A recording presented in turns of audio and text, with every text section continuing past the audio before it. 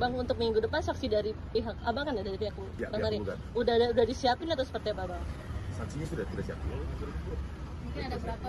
Mungkin ada berapa dan keluarga kah atau gimana? Enggak dari keluarga, minimal dua kita siapkan minimal 2 orang lah. Minimal 2 orang, bukan dari pihak keluarga, enggak ada yang darah. Mungkin kerabat gitu ya? Ya, teman lah, teman.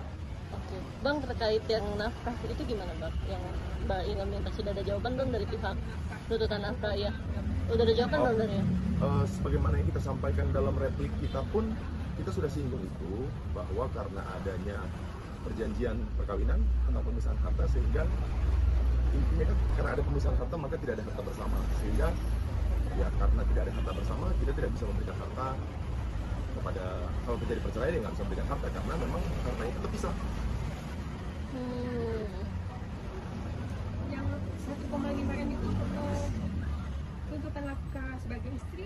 Iya, yang sebagai istri katanya kan tidak pernah dibiayai. Ya, kalau itu kan memang tuntutannya dari tergugat ya. Jadi setiap pihak memang berhak untuk menuntut gitu. Mungkin dari perhitungan kalau saya tidak salah itu kan 5 juta per bulan selama kurang lebih selama dalam perkawinan lah gitu ya. Nah, itu sebenarnya kalau menurut kami itu tidak cukup kuat karena yang namanya 5 juta itu tidak ada pernah diatur dalam peraturan manapun. Jadi tidak ada angka fix ketika dalam sebuah rumah tangga itu suami harus memberikan 5 juta. Kenapa? Karena ya pemerintah juga tahu bahwa keadaan rumah tangga setiap rumah tangga itu kan beda-beda gitu ya. Jadi tidak ada peraturan, tidak ada dasar hukumnya. Kemudian yang kedua, kenapa kami bilang tidak ada dasar hukum? Karena tadi pun di dalam bukti-bukti yang sudah kami lihat di dalam daftar bukti dari pihak tergugat itu tidak ada bukti yang menyatakan bahwa ada kewajiban dari klien kami sebagai penggugat untuk memberikan 5 juta per bulan itu ya.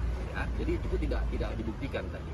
Jadi oleh karena itu menanggapi tadi pertanyaan soal bagaimana tuntutan itu ya kami yakin bahwa itu tidak akan dikabulkan oleh majelis. Demikian. Itu sudah masuk tertuang dalam perjanjian pernikahan gitu atau seperti apa mengenai nafkah sendiri? Mengenai nafkah tidak ada klausul ya, tidak ada klausul mengenai nafkah di dalam perjanjian perkawinan. Gitu. Ya. Jadi tadi dari pihak tergugat yang tidak dibuktikan apalagi Bang selain salah satu yang tadi. Ya, oke. Dari pihak tergugat yang tidak dibuktikan adalah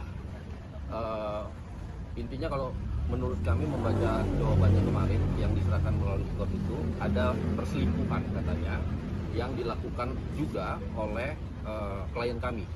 Tetapi dalam pembuktian itu kami lihat tadi tidak ada satupun bukti yang menunjukkan bahwa adanya perselingkuhan yang dilakukan oleh Ari Wibowo. Itu perlu digarisbawahi. Ya. Kemudian itu satu hal. Kemudian yang kedua adalah adanya tuntutan terhadap perusahaan antara yang dibuat oleh Ari Wibowo dengan Inga Anugrah. Menurut kami itu tidak ada hubungannya dengan perkara ini karena perkara ini adalah perkara perceraian. Jadi kita hanya bicara alasan-alasan kenapa perceraian ini diputus cerai, hanya sampai di situ saja. Jadi tidak ada hubungannya dengan perusahaan yang pernah mereka buat.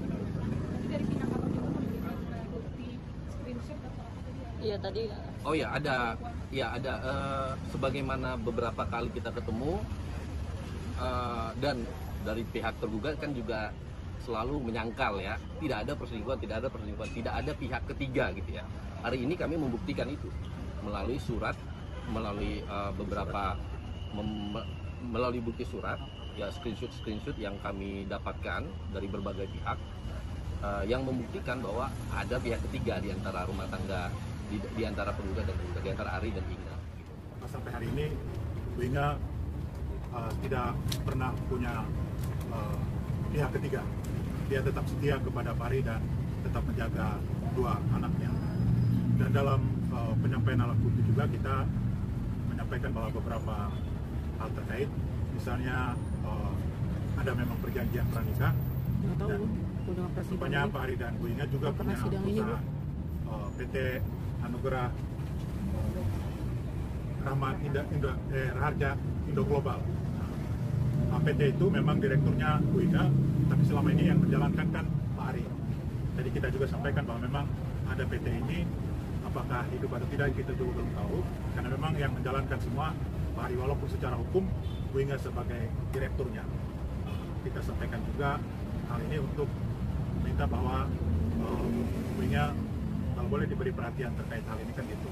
Lalu terkait hak asuh anak, kita sebagai tergugat dan juga sebagai ibu dari 2 anak, kita tetap memohon untuk hak asuh kepada Bu Inga, walaupun kita juga membuka kesempatan kan dalam pengadilan bisa dimohonkan bahwa hak asuh itu bisa di penggugat dan tergugat, karena anak kan anak dari kedua orang ini kan, jadi memang kita beri kemungkinan itu bahwa kita sampaikan memang dalam konteks hak asuh anak, mengapa ke Bu Inga, karena memang selama ini Bu Inga yang menjaga semua anak.